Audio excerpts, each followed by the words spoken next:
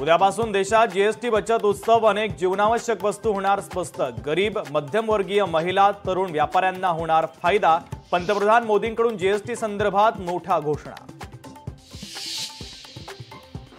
आता फक्त 5% आणि 18% हे दोनच टॅक्स स्लॅब, घर, टीव्ही, फ्रीज, कार, बाईक आता होणार स्वस्त।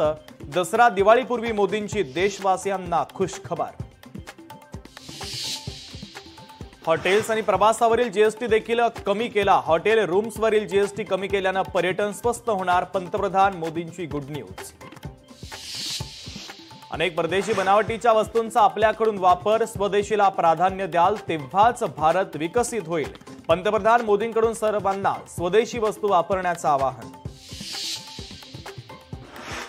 मी आमदार नसतानाही मला 20 कोटी मिळतात, माजी आमदार सदा सरवणकरांचं वादग्रस्त विधान। पराभूत झालो तरी शिंदे आणि फडणवीस माझ्या पाठीशी।